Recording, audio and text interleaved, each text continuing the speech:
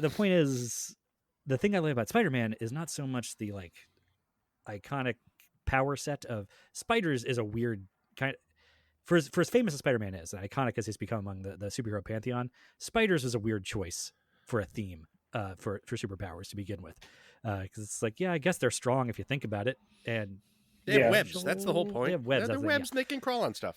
Yeah, but mainly it's just that Peter Parker is such an individual character, and the character there underneath the mask was so appealing to me, and so individual that I don't know that you can do the iconography of Superman, of even a Batman, as somebody who's experiences tragedy and is driven by vengeance to embrace the night. You could do that in a lot of different permutations. You could do Captain America at different phases of and takes on what America means.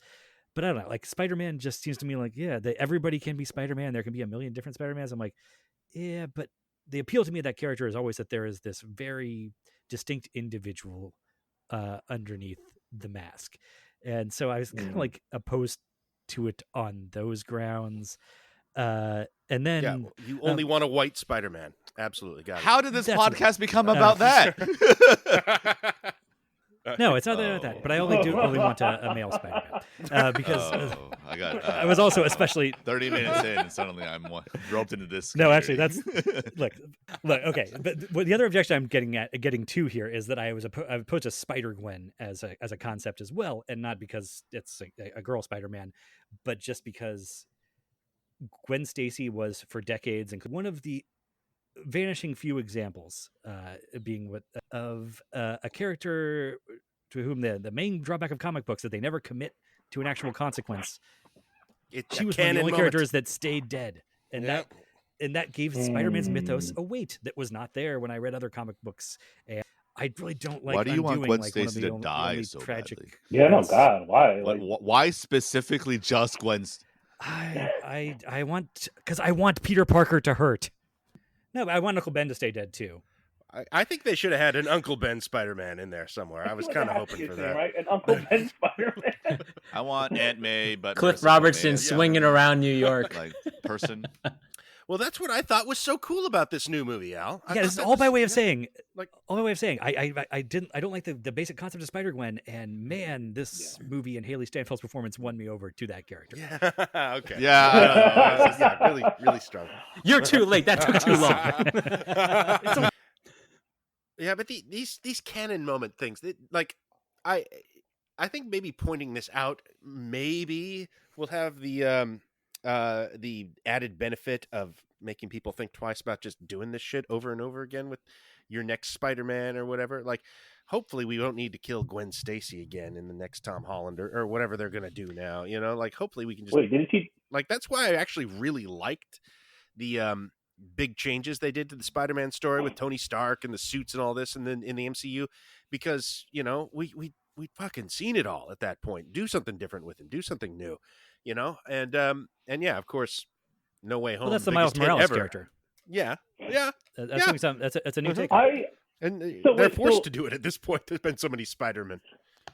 Yeah. Well, okay, but I kind of like what you're saying, John. I hope that is kind of where they're going with it. Is the metatextual stuff about canon moments being about how we don't have to just repeat these same beats ad nauseum anymore.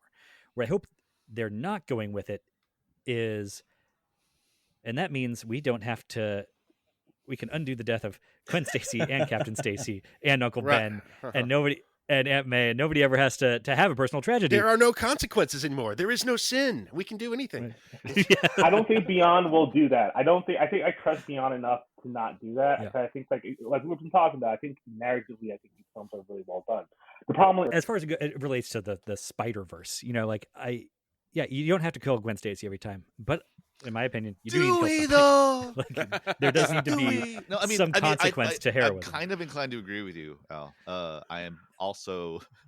I think that's the question that's going to be explored is whether that confrontation of sacrifice, that moment when Neo chooses one door or another, right? It's the same freaking moment. I'm as Matrix Reloaded. I mean, to me, I'm. Yeah. No, I will save both. But you guys do think sacrifice is needed, though. To be like a full for some level of sacrifice is required. Well, it doesn't necessarily have to be a person's death, though. Like, does someone have to die in order for you to be like become a full-fledged hero? Like, can you? Is there a way around this? They can't kill Like, Miles. There's a way around it for a little while at least, but I think ultimately when you're doing superhero stuff, Yeah. you're ultimately dealing in stakes of life and death all the time. That's ostensibly what's Either going on. that or the losing somebody's soul to the dark, basically. Yeah, and you can do that for a But while. then that always risks, since they're alive, they can always turn them back. You could always do Right. the You fact do that Harry the Osborn's always Fast and gonna the Furious, come back. everybody becomes a part of the family thing. Yeah, or Mandalorian runs the exact same playbook. You do make me nervous when you say that, Al. That is something they could do. I feel these movies have been too well written to really go for that and realize that by losing personal tragedy, like that's a huge part of what Spider-Man is, and without that, he means less. I feel like they have he's to not giving up understand anything to be Spider-Man. Like, yeah, like they know Then Spider-Man that's well not the enough to character. have made this film. They're probably going to realize that one way or the other. I would hope so, and I hope. Yeah, they can't. I don't think they can actually like go through more canon moments here. And well, I guess they can do whatever, but it seems like a rejection of those. And that just means don't keep killing people. Maybe it's a rejection of them, but it's also I don't know. I mean, another way of determining it, and I think they're smart Mm-hmm. enough to look through this, is that Miguel's point is that when you remove the tragedies from Spider-Man's backstory, the universe collapses. Right. Yes, Or that's the theory that they've Miguel all has. had their tragedies. Yeah. Right. Which I don't know, holds some water to me. No, I mean metatextually, it's 100% correct. But that's also villain talk. But it doesn't seem like something that's in vogue right now. So another thing about multiverse storytelling, and I just feels like the age of IP in which we live in. It's part of it is soulless corporations drawing bloods from these stones and endlessly yada yada. Another part of it, I feel like, is that you have the fanboys who grew up and have now taken over the IP that they were obsessed with as kids, and they bring, in some cases, some kind of fan fiction sensibilities to it, which involves coddling their characters and trying to remove all the tragedy from the stories that actually moved them as a kid. Do you have an example? Do you have an example that you might you feel like might be the case with this?